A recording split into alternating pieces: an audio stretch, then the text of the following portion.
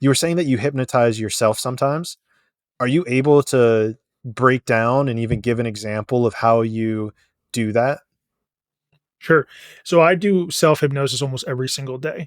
Um, you know, and once again, you mentioned like meditation versus hypnosis and them being similar states, and I don't get too caught up in that. I will say that the intention is different. Talk about intention to me, and this is just my personal belief, and what I found most people use meditation for is kind of like this escape mechanism where they're feeling the anxiety, they're feeling the stress of the day. And so they say, okay, well, I'm going to go meditate to get out of that feeling. Right. And it works, right? They feel better for an hour, maybe even feel better for the rest of the day. But they didn't actually assess and change the program of the anxiety. And so even though they've experienced relief from meditating for a short period of time, it ends up coming back because it's still part of their subconscious mind and their programming that's happening. Where hypnosis, the intention is not just to like escape it. Let's investigate this belief. Let's investigate this emotion in the program that's coming up.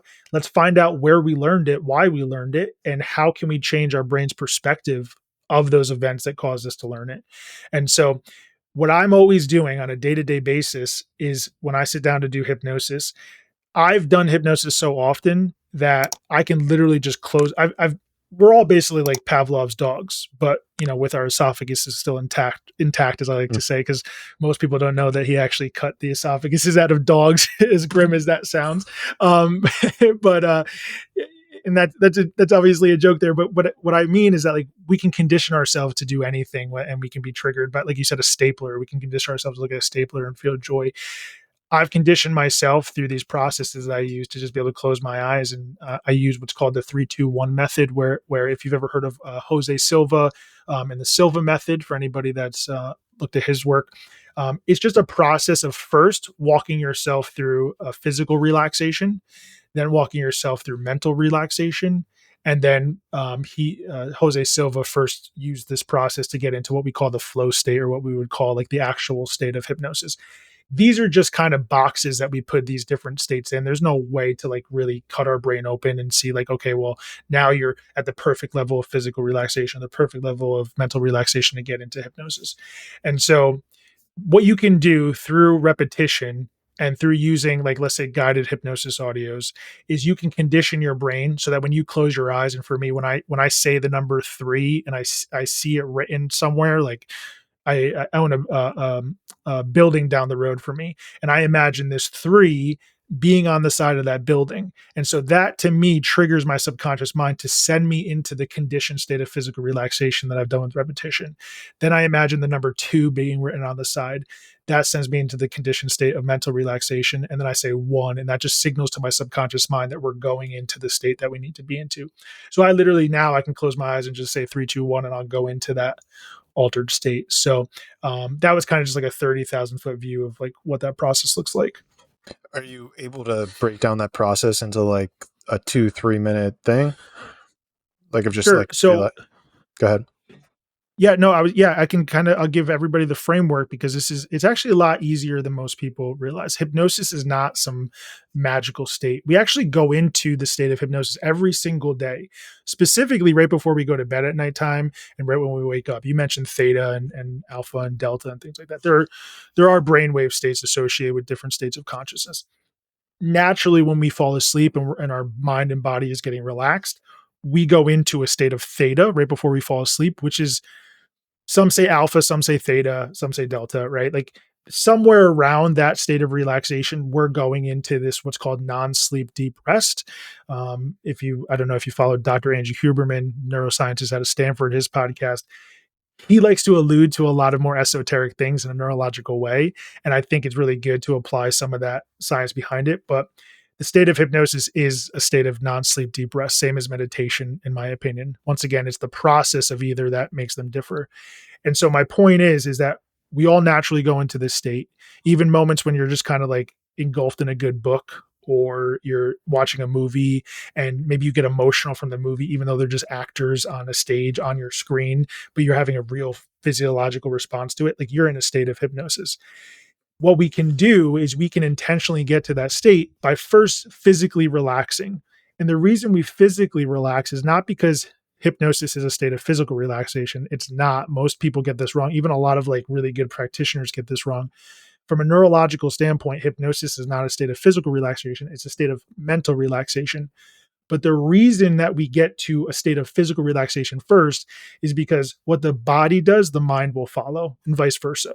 But what they found is that when you induce physical relaxation intentionally, and all that means is just taking a few moments to sit there and be like, okay, I'm going to scan my body and I'm just going to move and adjust whatever needs to be moved and adjusted so that I can get nice and comfortable. And once again, this is subjective, right? Just kind of relax your body. And so what you do, first step of the process is just say, okay, I'm going to repeat the number 333, right? 3 times. And I'm going to imagine it written somewhere, maybe out in the space in front of me. And after I've done that, I'm going to say 333, and then I'm just going to physically relax my body. And then you do whatever you need to do. It's nothing special, right? Then you get physically relaxed. And when that feels intuitively right to you and you feel like your body is relaxed, you say, okay, now I'm going to go into a state of mental relaxation. And so you say the number 222. Once again, these are just, we're creating anchors here, triggers to say that when we say 222 in the future, it's going to signal to our brain and our body that we want to get into that altered state. So you see and you repeat the number 222 in your mind. You walk through a mental relaxation. So the question is, how do we get to a state of mental relaxation? All you do is imagine a scene of mental relaxation, right? That this could be as simple as like finding yourself on a beach. This could be, going back to a very positive memory where you felt relaxed and joy and peaceful. Anything that is not part of your current reality, meaning if you're laying in your bed, like, and you find yourself on a beach in your own mind, will get you to that state that you need to be to or get to. Finally, after you've gone intuitively to that mental state and you start feeling some of that peace and calm come over you physically and mentally, you just repeat the number 111 and with the intention that, okay, now we're in that state that we need to be in. And so as you do that more frequently, you can actually expedite that process to where, like I said, I just close my eyes and go 3, 2, 1 now, and my body reacts accordingly. Mm, that's so amazing. And then you could even just use this process like the next step, right? If we combine this with what I was talking about earlier with the limiting beliefs and then writing out what those new beliefs I would like to replace it with, you basically take this situation, right? This method, the 3, 2, 1. When I say one, I'm now in this deep state. Do I just recall that there's new programs that I want to actually believe? Like, is there certain dialogue that you have with yourself? Like, this is my old limiting belief. I want to replace it with this limiting belief. Or do you just take the new one and just say, this is the truth? This is my truth that I wish to subscribe to. So this is where we get back into the conversation of having someone guide the process, right? Because there are techniques. I just kind of described the process of getting into the state of hypnosis, and then we have the process of hypnosis, meaning what are the techniques we use once we're in the state. And so someone can very easily get themselves into a state of hypnosis because we naturally do it anyways, and the mind is already conditioned to like allow that state to happen. But then in order to like assess our belief systems and our programming, there are certain techniques that we can use. So one I mentioned before earlier is this process of memory reconsolidation. And all that means is a good way to like take in like an appraisal of your beliefs is to like assess your I statements, right? So even if you can channel, you can get into that. That's I love actually what you were talking about. That's why I wanted to hear more about it. But you can just simply ask yourself, what are the things I say about myself, about my like to myself about myself? What are the things I say about myself to other people? Simple examples like, I'm not a morning person, or I'm not a runner, or, no one will ever love me, right? What are the things you say about yourself? And that's really going to give you enough insight into those beliefs that you need to change.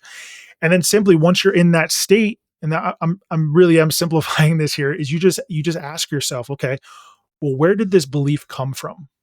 And this is a largely intuitive process. Once again, this is where like you mentioned kind of talking to your higher self and being able to distinguish between the voices that are coming up.